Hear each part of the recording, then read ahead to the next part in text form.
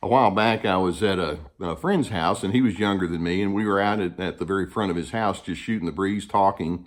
And it was obvious we were going to stay there for a while, so I sat down on the front porch steps leading up to the front door, and we were just talking. Well, this guy had a little 5-year-old boy, and without saying a word, the little boy just went inside, came back in just a moment, and handed me a pillow. And I had a quizzical look on my face, and he said, "Well, it's pretty hard on the porch here, so I thought maybe the pillow might be a little softer for you to sit on."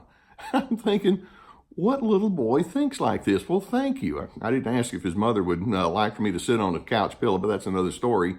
And when we see a little child do something that's helpful like that, we have a word for that. And we say that child is maturing. The child is figuring out this world doesn't just revolve around me. There are other people in the world who have needs and feelings, and let's go ahead and factor that in. That's what that kid was doing, and I thought he was off to a good head start there.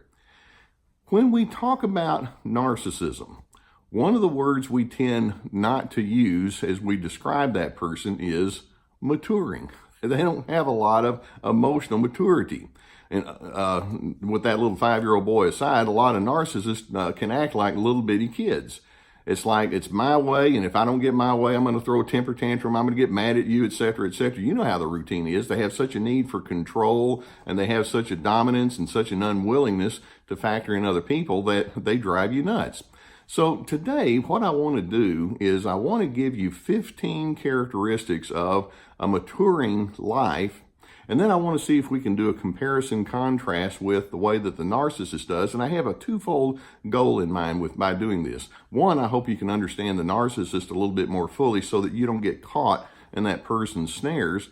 But then two, I'm hoping it's going to challenge you as you observe the narcissist and engage with that person to make sure that you don't respond in kind, that you have your own maturation that you draw upon so that you can be a much better alternative. So let's get right to it.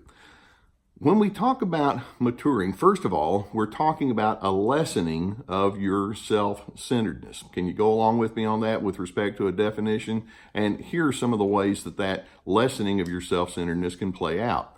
Number one, a mature person is open to differentness. In fact, there's even a curiosity about differentness. And so whenever someone feels or interprets or thinks in a way that that person doesn't really naturally think, then the response is, tell me more. I'd like to know where you're coming from. The narcissistic alternative is like, I don't want to hear about you. In fact, if you're different, well, automatically that means there's something wrong about you now, isn't there? You're defective. And so in their immaturity, they are unable to draw in the differentness of other individuals. Number two, a mature person never loses sight of their own humanity. That person realizes, I know that I make mistakes, or I've had a history where I've blundered, or I've miscalculated, and I'm capable of doing it in my future too. And so they have that sense of humanity and honesty and the authenticity that goes with it. The narcissist, we're not talking about my mistakes because A, what you may interpret as my mistake probably wasn't a mistake, and B, if it was, it's your fault. That's the way they think.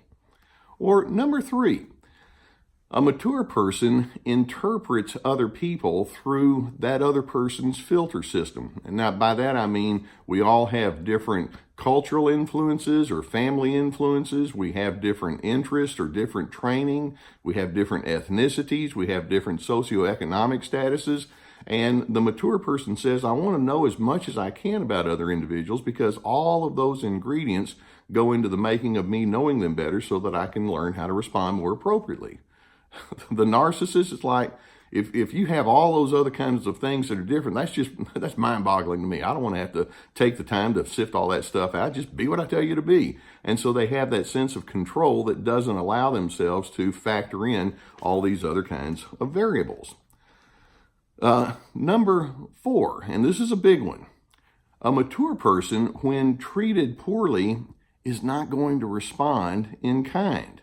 If you want to be angry, I don't have to join you in that. If you're going to be dismissive or rude or condescending, I feel no need to match pitch with that.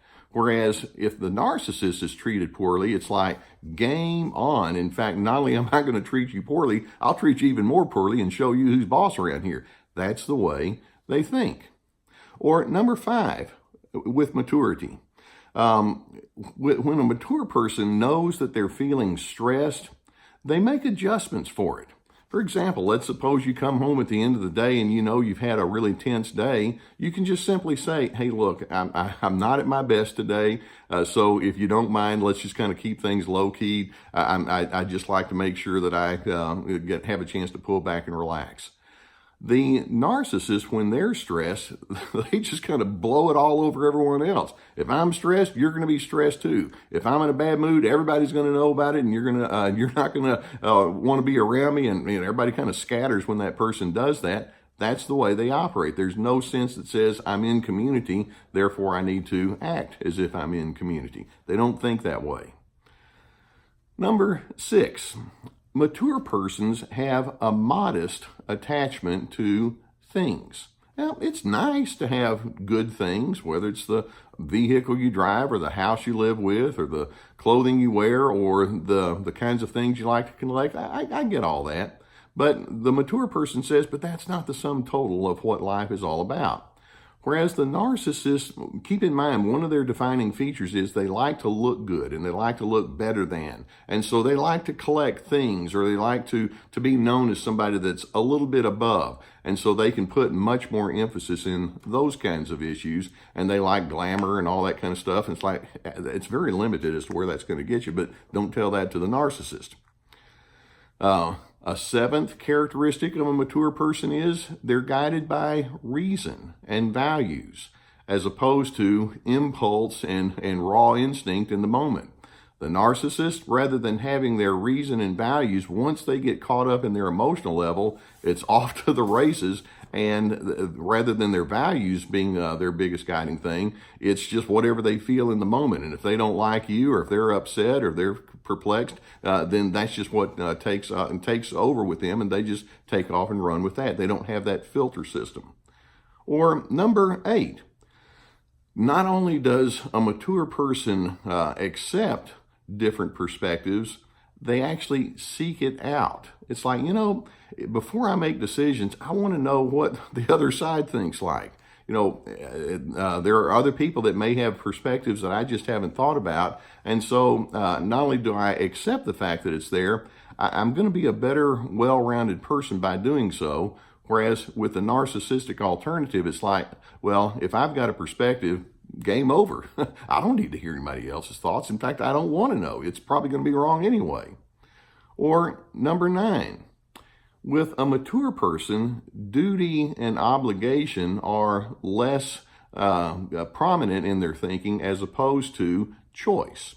It's one thing to say, yeah, I have an obligation to do this, and I know we all feel that from time to time.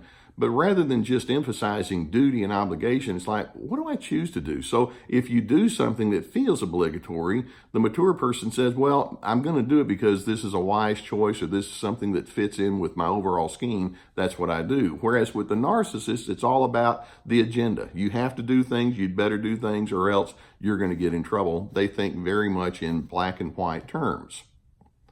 How about number 10?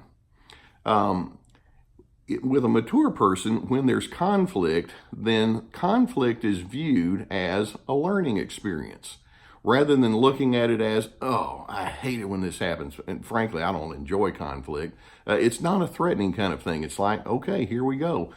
Humanity has so many different ways of looking at things, and I found somebody that's not the same as me. What can we learn? Whereas the narcissist, when they see conflict, it's a win-lose proposition. We're now thinking differently, and how am I going to show you that I'm the victor here? And that means you're going to be the vanquished. That's the way they operate.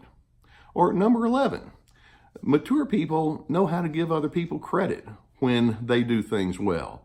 Whereas the narcissist alternative says, well, if there's credit to be taken here, I'll take it. If something goes right, it's because of me. If something goes wrong, it's because of you. And they have a hard time crediting other individuals as being good or successful. They want to take it all upon themselves. They want to be the best person in the room. Or number 12, mature people prioritize love and kindness, friendliness, approachability. Now, the narcissist might go in that direction if they think it's going to get them somewhere, but actually they prioritize agitation, or they allow themselves to get caught up in frustration and tension. Their notion of love is quite different from what yours and my definition might be. Love is all about being admired, and so they don't have that sense that says, I just want to give myself in a tender way toward other individuals. That's very difficult for them to think and do. Or number 13, mature people see a human being's worth as intrinsic. It's just part of what they are. And so if you say or do something, whether it's right or wrong, the bottom line is you still have worth and dignity. Let me treat you that way. Whereas with the narcissist, worth is contingent upon your behaviors and your achievements and your performances. It's all very condition-based. It's all very performance-based. Or number 14, mature people are encouragers. They like lifting other individuals up. They like thinking, well, if I'm in the presence of someone, I want them to go away thinking that they were pleased to be in my presence because I can find the things that are right and good. Whereas narcissists tend to be much more the critic. They're looking at people too, but it's like, how can I make sure that you know that you're not as good as me? And so they point out all the reasons why that would be the case. And then finally, number 15, mature people realize we're all interconnected. No matter what your station in life is and your outlook and your beliefs, we all have something that we can gain from one another. Whereas the narcissistic alternative says, I don't want to be connected to people that don't think like me. They're losers. And that's how they think. So I'm hoping that as we go through this whole thought process about what it means to be mature, we can be kind of like that little 5-year-old kid was that gave me that pillow. Let's think about other people. It's not all about me. There are people in front of you that have needs and feelings and interpretations. Let's honor that. Doesn't mean you have to agree. Doesn't mean you have to just lay down your thoughts. You can have your boundaries and your stipulations and your assertiveness. All of that's right and good. But let's do so with the healthy maturity as opposed to succumbing to the narcissist form of immaturity. Now, I hope you gained something by the videos that we have here. Beneath the video, you're going to notice that subscribe button. I'd invite you to click it so that we can keep you apprised when more videos come up, and that'll give you notices. I have some tabs with some books and some online workshops. I hope you would avail yourself to those. Thank you for letting me into your life today. I consider it a privilege. I hope that you're going to be in a growth mode as you continue with these videos and other kind of efforts that you have. And I will see you next time.